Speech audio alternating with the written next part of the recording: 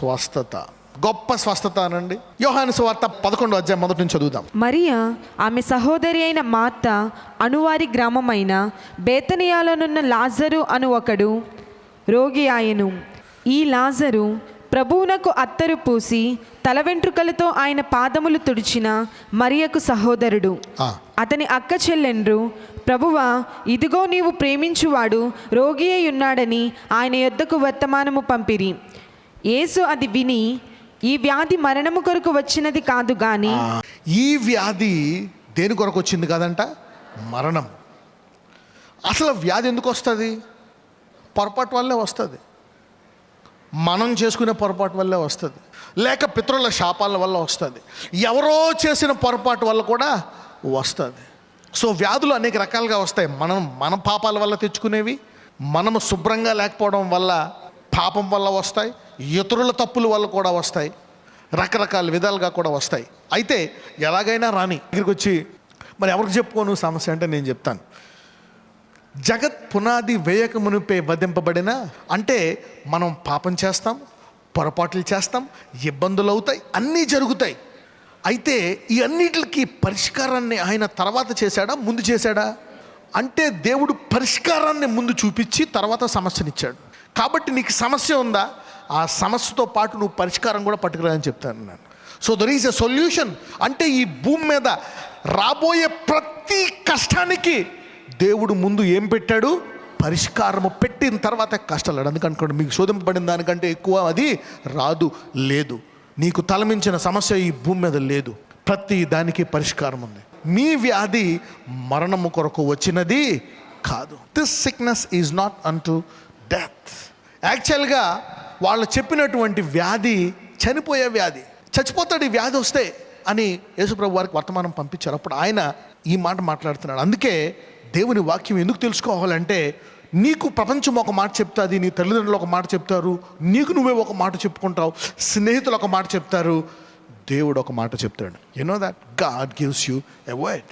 ఇక్కడ యేసుప్రభు వారు ఏం చెప్తున్నారు, ఈ వ్యాధి మరణము కొరకు వచ్చినది కాదు. వ్యాధి పర్మనెంట్గా ఉండేది కాదు. వికలాంగులు పుట్టారనుకోండి, జీవితాంతము ఇలాగే ఉంటారు. ఒక సర్టిఫికెట్ ఇస్తారు, ఫిజికల్లీ హ్యాండిక్యాప్డ్ నువ్వు, పర్మనెంట్ చేసేస్తుంది ప్రపంచం. అయితే ఇక్కడ దేవుడు ఏమంటున్నాడు, ఈ వ్యాధి మరణంకి వచ్చింది, దేవుడు దాన్ని వేరుగా రాస్తున్నాడు. God is a different God. అందుకే వాక్యం తెలియాలి. అసలు లోకానికి దేవుణ్ణి పరిచయం చేయాల్సింది సంగమం. ఏ వ్యాధి పర్మనెంట్ కాదు. అంటే ఏంటి, ఈ వ్యాధిని జయించి నీవు దీర్ఘాయువు కూడా పొందుకోవచ్చు. So God is talking about the sickness. ఈ వ్యాధి మరణముకు వచ్చింది కాదు అంటే ఏంటి, ఇప్పుడు వచ్చే ఈ వ్యాధి పెరిగి పెరిగి పెరిగి ఏమవ్వచ్చు, చచ్చిపోవచ్చు, చచ్చిపోయి శరీరం కుళ్ళిపోవచ్చు. అయినా నో ప్రాబ్లం అంటున్నాడు దేవుడు. అందుకే అంటాడు, ఎవడైనా వ్యాధి కలిగి ఉంటే ముందు ఎక్కడికి రావాలంట, ఈ పద్ధతి పోయింది సంఘాల్లో. There is no such things in the church. ఒక్కొక్కసారి వ్యాధి ఎంత పెరుగుతున్నా అది మరణానికి మాత్రము కాదు. నీ వ్యాధి ఎంతకాలం ఉన్నా అది పోవలసిందే.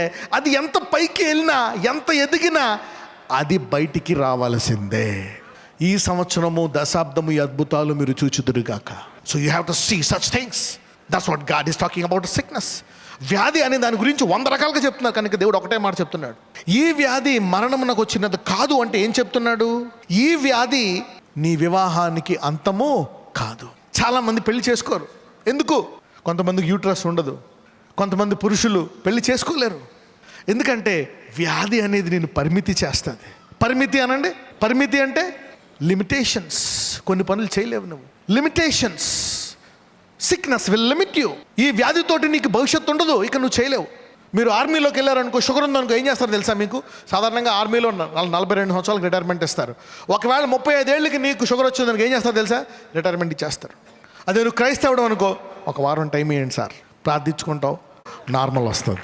అప్పుడు అన్నావు వాళ్ళ వ్యాధి వాడికి అంతమేమో, వాడి వ్యాధి ఒకవేళ వాళ్ళ భవిష్యత్తుకు ఆపుతుందేమో, నా వ్యాధి నా భవిష్యత్తును ఆపదు. Your sickness cannot limit you. పక్కన చెప్పు, నీ వ్యాధి నిన్ను పరిమితిగా ఉంచలేదు అని చెప్పండి. Your sickness cannot limit you. వేరే వాళ్ళ వ్యాధి వారిని పెట్టొచ్చేమో ఇబ్బందుల్లో, అరే నేను ఇది చేయలేను ఇంకా. కరెక్టే, ఇప్పుడు ఉండొచ్చు. కానీ దేవుడు నిరీక్షణని ఇస్తున్నాడు. Christ in you the hope of unlimited glory. దేవుడు దాన్ని పరిమితం తీసేస్తున్నాడు. ఎందుకంటే వ్యాధిని కొన్ని సరిహద్దులను తగ్గించేస్తుంది, కొన్ని సరిహద్దులు పెట్టేస్తుంది. నువ్వు ఇదే చేయగలవు, ఇంతవరకే ఉండగలవు. కొన్ని వ్యాధులు నీకు సిగ్గును తీసుకొస్తాయి చెప్పుకోవాలంటే. షేమ్. అందరూ చెప్పండి, నా వ్యాధి నన్ను సిగ్గుపరచదు. Your sickness is not for shame, your sickness is not for limitation. చూడండి, చెప్పు ఎలా ఉన్నావు అక్క అంటే బాగుందావు అంటారు. అది డాక్టర్ దగ్గరికి వెళ్ళి ఆమె అన్నీ చెప్తుంది మొత్తం. అమ్మక్క ఇన్ని ఉన్నాయా నీకు? చెప్పుకోరు. ఎందుకు? సిగ్గు. చాలామంది చెప్పుకోరు. ఈ సంవత్సరం ఈ వ్యాధి నిన్ను సిగ్గుపరచదు. Your sickness is not for your shame. పిల్లలు లేరా? సిగ్గు. ఎలాగా? సమాజంలో మేము ఉండలేము, అందరూ ఇలా చేస్తున్నారు. సిగ్గు. Sickness will cause you shame. భర్తకే చెప్పుకోరు చాలా మటుకు, భార్యకే చెప్పుకోరు, బంధువులకు చెప్పుకోరు. ఎవరిని అడిగి ఎలా ఉన్నావు, అంత పులిసైపోతున్నావు, ఎలా ఉన్నావు, ఫైన్ అంటారు. ఆహా, వెరీ గుడ్. బాగున్నావు అక్కడ? బాగున్నాను. ఒకవేళ వ్యాధి గురించి యేసయ్య వేరుగా చెప్తున్నాడు, ఇక్కడ తీరుగా చెప్పేస్తున్నాడు. ఈ వ్యాధి మరణముకు వచ్చింది కాదు. ఈ వ్యాధి వల్ల నీకు సిగ్గు రాదు, ఈ వ్యాధి వల్ల నీకు పరిమితి రాదు, ఈ వ్యాధి వల్ల ఇంతకాలం ఎలాగే ఉండాలా అనేది కాదు. ఈ వ్యాధి నీ జీవితానికి అడ్డు కాదు, నీ వివాహానికి అడ్డు కాదు. ఈ వ్యాధిని జీవితాంతం బంధింపడాల్సిన అవసరం లేదు. తర్వాత చెప్తాడు ఈ వ్యాధి ద్వారా ఏం చేయొచ్చు అంటే, దేవుని కుమారుడు దాని ద్వారా మహిమపరచబడినట్లు దేవుని మహిమ కొరకు వచ్చినది. అందుకే నేను ఎప్పుడూ చెప్తా ఉంటాను, క్రైస్తవుల కష్టాలు, రోగాలు, వ్యాధులు వేరు, అన్యజనుల రోగాలు, వ్యాధులు వేరు. క్రైస్తవుల పాపాలు చేస్తే వచ్చే రోగ శిక్ష దేవుడు వాడిని కొడతాడు, శిక్షిస్తాడు. రోగం వస్తుంది, తర్వాత నువ్వు పశ్చాత్తాపడతావు, క్షమించమని అడుగుతావు, మారు మనసు పొందుతావు, దేవుణ్ణి మహిమపరుస్తావు, ఇంకా యథార్థంగా జీవిస్తావు. ఈ సంవత్సరం ఈ తేడా వచ్చింది గాక. ఎంతమందికి అర్థమవుతుంది?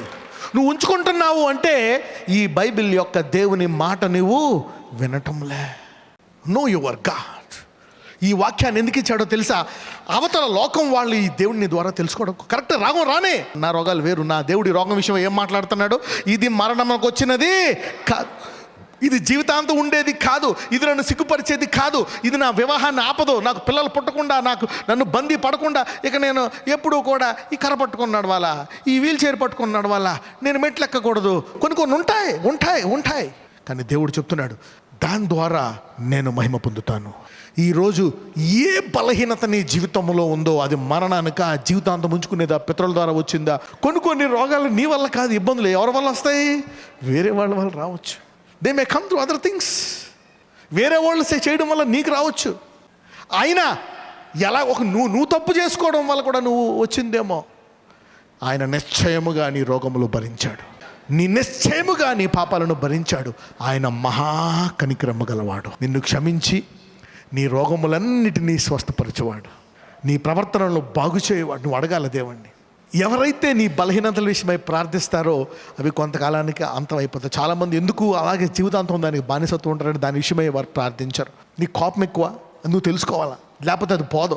నా కోపం ఎక్కువ అని తెలుసుకుని ఆ కోపం విషయం ప్రార్థించావా, దేవుడు దాన్ని తీసివేస్తాడు. దావీదు తర్వాత ప్రార్థించాడు, నాకు వీక్నెస్ ఉంది అని. అదే ముందు ప్రార్థించుంటే దేవుడు దాన్ని తీసేసేవాడు. గోయిలో పడిన తర్వాత ఇప్పుడు నాకు శుభ్రమైన హృదయం దయచేయి. మరి ముందే అడుగుంటే బాగుండేది కదా నాయన. ముందు అన్నీ అడిగాడు, స్తుతించాడు, అసలైంది అడగలే. అది తెలీదు. నేను రాజుని, రాజాది రాజా అనుకున్నాడు, అది తెలీదు. అందుకే నీకు పరిశుద్ధాత్ముడు ఎందుకు ఇచ్చాడో తెలుసా?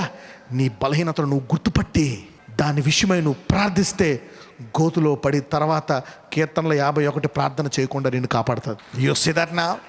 Identify your weakness if you are a wise man. అందుకే వినయము గలవాడు ఉండాలంట. ఏం కావాలంట? వినయము. Humility is the key for the gospel. Only humble people will know their problem. పక్కన చెప్పు, వినయము గలవాడు మాత్రమే వాడి సమస్యను తెలుసుకోగలని చెప్పండి. బైబిల్ ఎటువంటిదో తెలుసా? అద్దం వంటిది. ఎంతమంది అద్దం చూసుకొని ఏం చేయకుండా ఉన్నారు? అద్దం చూసి పక్కన పెట్టేశారా? చూసి ఇలా ఇలా ఇలా ఇలా ఇలా అనుకుంటా ఉన్నారా? మగవాళ్ళు కూడా ఎవరైనా సరే నేను అర్థం చూసుకొని ప్రతి ఒక్కరు సెట్ చేసుకుంటారా లేదా? చూసుకొని సూపర్ అని ఎప్పుడైనా పెట్టేసావు నువ్వు? గంట, అరగంట, అదే పెళ్ళి అంటే ఇంకా అలా ఉంటావు 2 రోజులు. ఓకే అంటే అంత బాగుండాలి అని. ఈ వాక్యం కూడా చదివినప్పుడల్లా నీకు సరి చేసుకునేది దేవుడు నేర్పిస్తాడు. Every time you say it will set you, it will tell you what to do and what not to do. నువ్వు మహిమ నుంచి అధిక మహిమకి వెళ్ళవు. You don't know to the next level. You need to learn.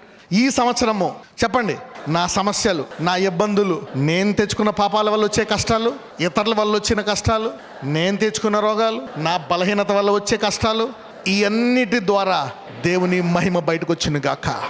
ఎంతమందికి నిరీక్షణ వచ్చింది ఈ వాక్యం నుంచి? That's what God can do. నజరేయుడైన యేసయ్యా, ఈ వ్యాధి నాలో ఉండడానికి వీల్లేదు, నిన్ను మహిమపరచడానికి సాక్ష్యంగా దీన్ని మార్చు నాయనా. Lord, change this for your glory.